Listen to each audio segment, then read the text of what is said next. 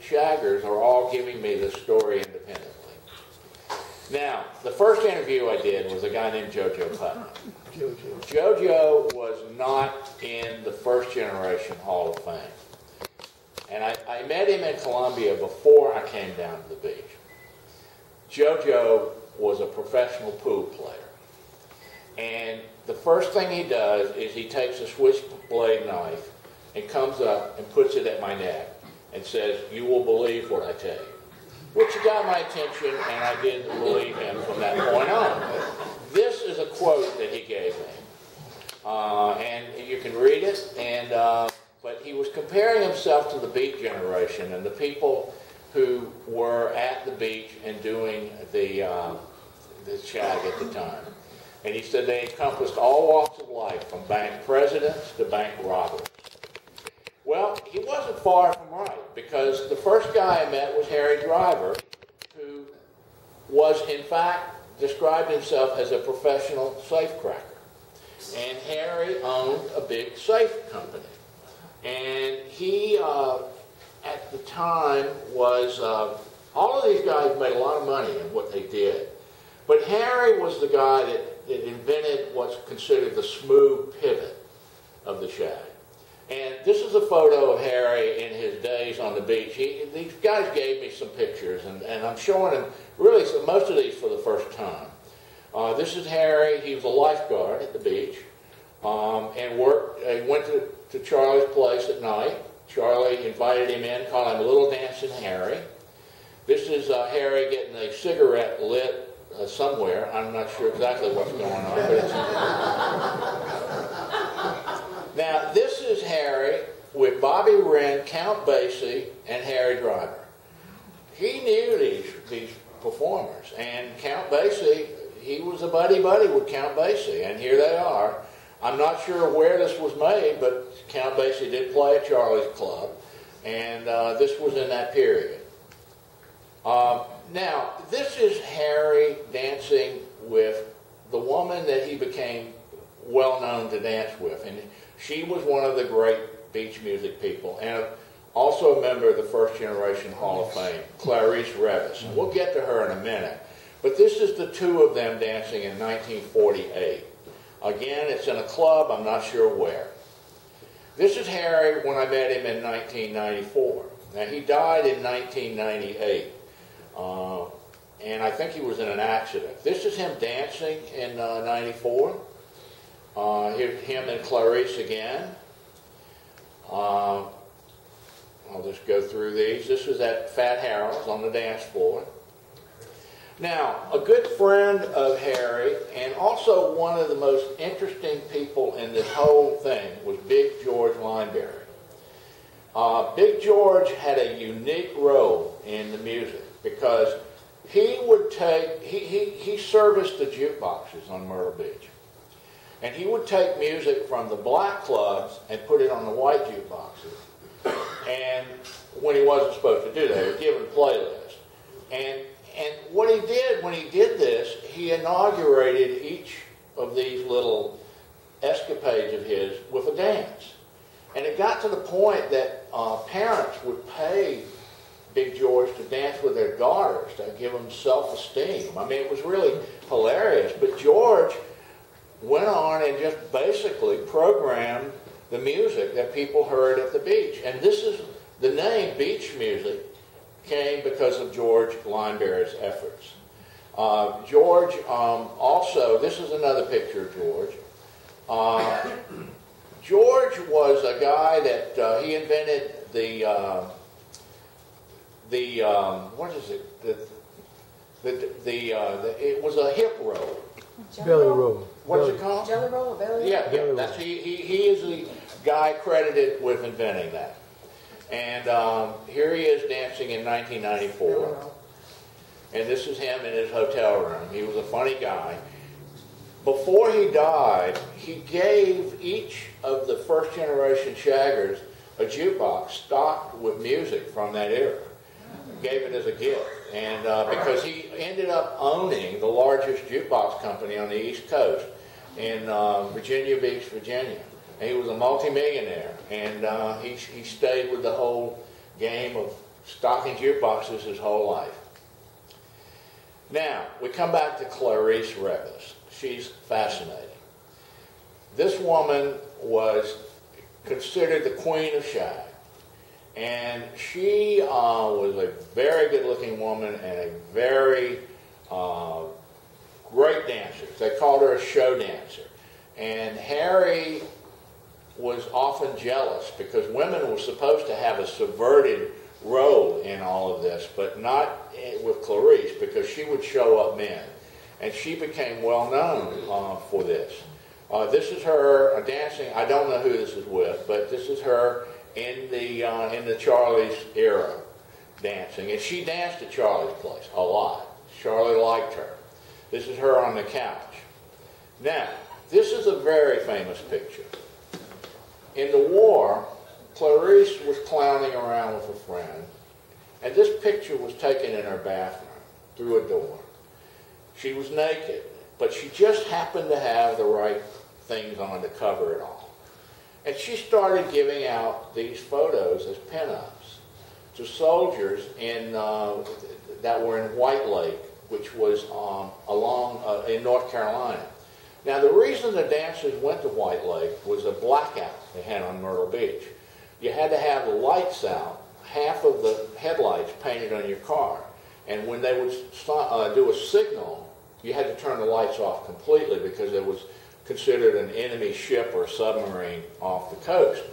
And so they would all go to White Lake, and she would give these pictures out there. And at White Lake, a lot of the dancers learned moves from the soldiers at Fort Bragg, who had come from all over the world.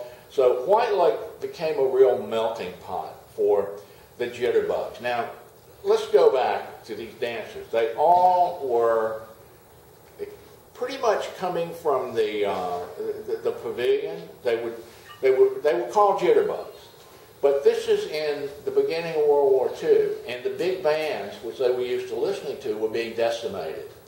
And black performers started replacing them.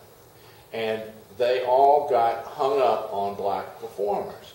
So you had people like Big George giving them the music. You had Charlie Fitzgerald inviting them to come in and mix with the dancers. You had White Lake and the war bringing a lot of soldiers through the area. And this mix by about, after the war years, from about 1946 to 50, was a critical time when what is known as the shag happened. So Clarice Revis was a really incredible person. This is her in 1994. Now, what I remember is she came in the door, she had osteoporosis, and she was in a wheelchair, had a walker, and couldn't get around very well at all until they asked her to dance. And then she threw all that stuff aside and got out on the floor. And look at this. This is her. I mean, the woman was incredible. She put on a show that you wouldn't believe. And then she went back, got back in her wheelchair, and rolled her out. But she was a really remarkable person. And here she's signing a thing outside. Now, Leon Williams, Rubber Legs. This is made at Robert's Pavilion. Leon worked there. He called bingo and did a lot of things. But in this case, the owner of Robert's Pavilion got him to dance when they needed to whip the crowd up. And he would get $25 savings bonds for doing it. This is one afternoon when he was asked to do that. It was at Robert's Pavilion that Charlie Fitzgerald came by and invited Leon and his friends to come to the club. It was about 1943. And that was a very pivotal moment. And Leon he was probably one of the most frequent people at the club. He actually would stay till sunrise and then go to church, to the black churches. And he said that it was at the black churches that he learned that you could dance to gospel music. And this was stuff that they were all discovering, but it was going on. Now, this is Leon in 94. On on the dance floor. He's no longer really rubber legs, but he's still quite good. This was an interview we did with him probably about 98. He died sometime after that, but he was really a very interesting guy. He was also a Golden Gloves boxer, and he told about how at that time you had to fight and dance, and he was one of the best of both. But he picked a fight with the wrong guy, a guy from Tabor City who was about 40 years old. He said he thought he could beat him. But what happened was, before the fight was over, he realized he was bleeding very badly. The guy had cut him with a razor blade. Well, there were no doctors in Myrtle Beach at the time. So a friend took him to a veterinarian who didn't have any painkiller. So another friend of his had him hold his arm while they worked on this wound. He put alcohol on it, and he broke his 4 of his friend's fingers. He said it hurt so bad. But this was the life that he had. He was a boxer, and the dancers and the soldiers had a real falling out over women. And if you were a boxer and a dancer, you could be lethal. And Leon thought he was. And a lot of his stories were quite funny. Chicken Hicks. Chicken Hicks was the only guy in this group that made me pay him to talk to him. I had to pay him $200 and take him to breakfast one morning. But he was a funny guy. And his big thing was how the music had changed. He didn't like bubblegum beach, he called it, which was what the Embers and the people did with I Love Beach music and stuff like that. To him, beach music was down and dirty R&B, like it was in the 50s at Charlie's Club. And he was a very funny guy. He was one of the best dancers. Here he is in '94. He's on the floor. Now, this is before he's agreed to talk to me. He's teasing me about the money now. Now, this is after I gave him the $200 and after he had breakfast. He finally decided he'd smile and pose. But he was an interesting guy, and of course all of these people are now dead. But they all gave me the pieces of this story. Billy Jeffers was older than most. He went to Charlie's Club. He started in the 30s, and he danced, until the wee hours.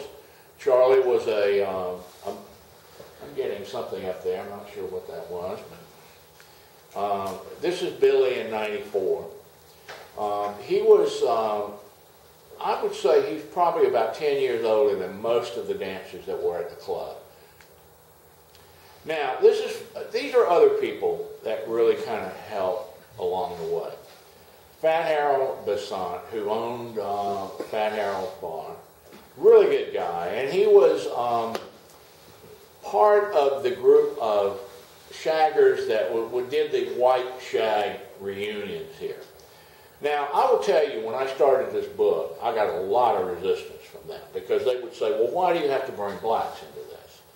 And I couldn't figure this, because it surprised me that they're dancing to black R&B music on the dance floor, but they're denying that blacks have anything to do with it. And we had a lot of dispute. Harold was right in the middle, and he said, this is just the way they are. I let them drink. So Harold, as long as everybody would drink, Harold was fine. But he made it easy for me to be there, and I have to thank him many times for that. Now, there was another side to George Lineberry, and that is a radio station called WLSC in Nashville. Now, before it became beach music, it was black music, and it was played over a 50,000 watt radio station that covered South Carolina. And Hoss Allen, John Richburg, Gene Nobles, these were the first people who played this music. And a guy named Randy at Randy's Record Mart would sell the music and ship it in porno packaging to people that ordered it. There was a radio station in Anderson that said we will play no jungle music here. It was a racist term they had for black music. So I got a lot of help. Hoss Allen was still going when I was doing the book, and he was a wonderfully funny guy. He was still selling 100 baby chickens over the air. You know, they did that for years. And I swear, I said, Hoss, I don't understand who buys them. He said, I don't know, man, but we sell them, you know. This is another picture of Hoss at the radio station. And here he is interviewing some kid. Now, John Richburg was from South Carolina. And everybody thought he was black because he was actually a Shakespearean actor from New York. And he did the best sound of a black man anybody ever heard, and they all thought he was black over the radio station. But he was as white as he could be, but he managed a lot of black entertainers. He had cancer, and in the end, a lot of major performers who said they owed their career to him came and did a big benefit for him. So he's another one of those South Carolina people who has been kind of lost and forgotten in the scheme of things, but he had a huge impact on bringing black music to white kids. And he started a thing called the Under the Pillow Club. That's when the transistor radio came out. And it was interesting because before transistor radios, people had to listen to a big console radio in the living room, and that was with your mother and father because the family had to do that. Well, mom and